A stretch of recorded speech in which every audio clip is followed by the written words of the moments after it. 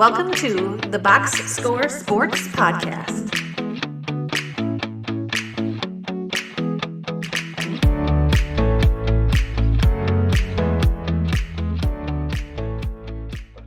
Okay, the Eastern Conference gets even more interesting with the Bucks. So the Bucks, it looked like at first they were kind of just going to run it back. They brought Kevin Porter Jr. back. Portis they signed for 3 years. Prince, Trent Jr. for 2 years, and then the big news happened. The big news, they got Miles Turner to basically replace Brook Lopez with that 4-year, $107 million, 22 roughly a year. They brought in Gary Harris on a 2-year deal. They released Lillard, let Lopez go, and traded Pat Connaughton for Misnick. Is that how you pronounce it? Misnick? Yeah. Misnick. Yeah, you know it. English is my second language, guys. I'm sorry. It's my only language. But anyway, you're a Bucks fan. Okay, so let's walk through this. You sent me a Twitter thing that the Bucks are monitoring Ayton's like whereabouts. Like it was all about Ayton. And then like after you sent me that, like a minute and a half later, Turner's a Buck. How did you feel? I'll take credit for it. No, I went from, like you said, the other guys they signed, great. Gary Trent, you brought him back. They're basically doing the Bobby Portis with him, so they can pay him like $13 million next year. Awesome. KPJ, cool. Torian Prince, what else? Like those are just Prince is the minimum. He's above. But I was really worried at center of like, watch Andre Ayton. Another one of those guys. And I thought it was fake. I see the Twitter, the Shams alert for Miles Turner. And then first is like, they don't have the cap space. So then I'm like, who are they trading? Like, who are we signing and trading? And then what was it? 2 minutes later, it's like the Bucks are waiving Damian Lillard. I'm like, I have no idea what's happening right now. This is crazy. But just from a team aspect, if you're going to get rid of Brook Lopez, which great, it's probably time. Have him back in a couple of years. Put the jersey in the rafter.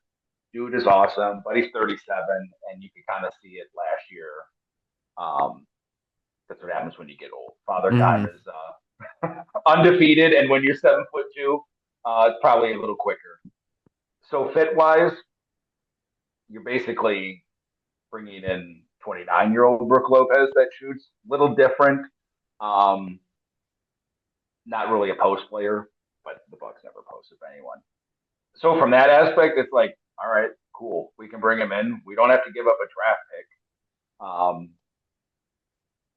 So you bring your center with Bobby Portis. Makes more sense. Now you can always have a defensive guy because they brought back Sims.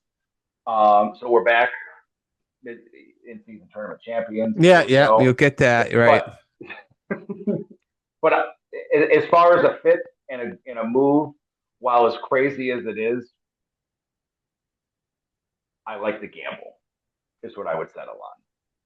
Well, it's better than where you were, which is like, so where the Bucks were before like all this happened was basically like, okay, you're looking at Ayton, but even before that, it's like, what do we do with Lillard? Okay, we got to let him sit for a whole year. And when me and you did the X interview, we talked about like, what the long shot for them is somehow to trade Lillard to one of these teams that have cap space or is willing to take that unprotected future pick that they didn't even have to give up now to bring in some help for Giannis.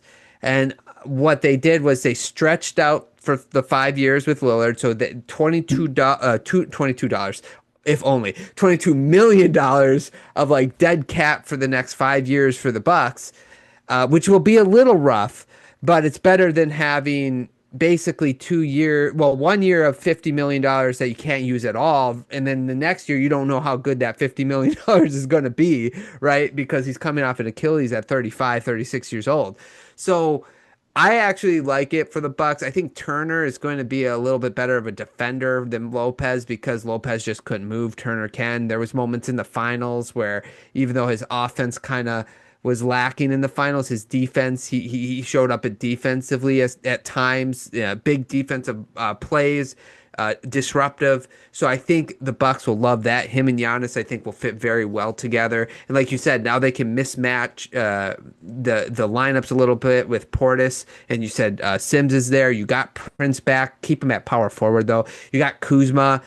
Maybe, but there might be another piece to drop for them where they could maybe trade Kuzma, and if that unprotected pick, that they get some more help, like you mentioned Malik Monk or something like that. There is still time for a move like that, but for right now, overall, I think the Bucks did nice rebounding with the limitations they had going into this offseason. For sure. And like with Dame, you hate to look at $22 million on your cap for Yeah, 5 years.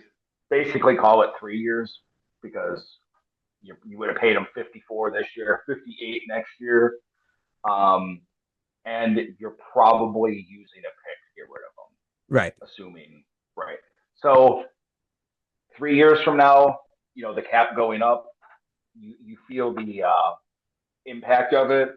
Or in all honesty, if this year and next year it doesn't work, we're definitely probably at the point that Giannis is gone, right?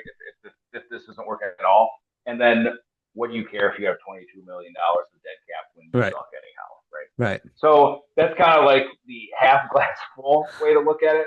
But I think you take the swing. You still have some options. You still have 3 picks you can be now that we're in a new year 20, 31, 32 swap, 33 pick. Okay. Yeah. So if something comes up, you could make a deal for it.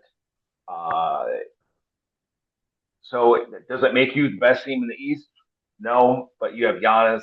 You have some younger players now, and you still have some flexibility that if something comes up, whether it's Malik Monk, whether the Celtics are just going to move Anthony Simons to cut another $5 or $6 million, you can have Kyle Kuzma get back under the second apron. Just saying. Even if it's someone like if you don't like Kuzma and you trade him for Andrew Wiggins, they basically make the same. Just things like that you can do round out the team. So it puts you back in a shot where you can be like, hey, we got Giannis, we got some shooting, we got a couple guys that can play defense. We have a shot Yeah. to at least be competitive. Right. Correct. Yeah. I still think they need a guard. Like that's the big thing. But Gary Harris was a fine signing, but he hasn't been like healthy is the problem the last couple years. So you hope he can kind of be healthy.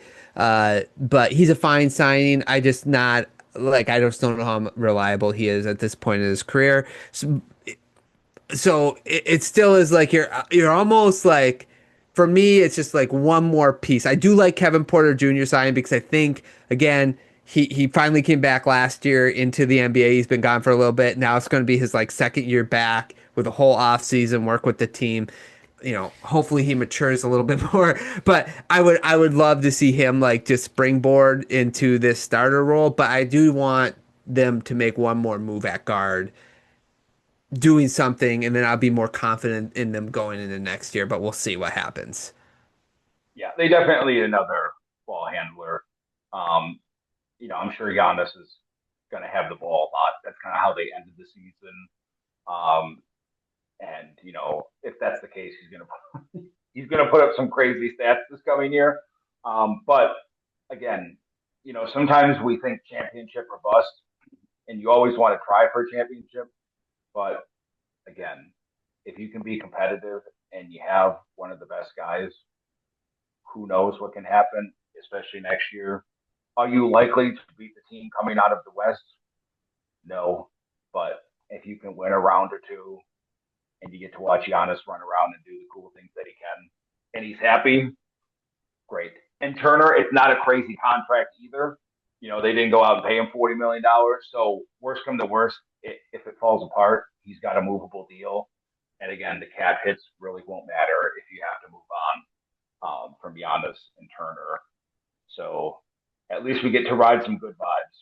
Yeah, yeah, and you sit like I mean you mentioned, but you still have the best player in the Eastern Conference, right? So as long as you have that, if you got good enough pieces around him, you're always going to be in the Eastern Conference, at least, you're always going to be right there. So just speaking of the two teams we talked about, both Eastern Conference, let me throw it at you the same way I did with the Nuggets and Rockets.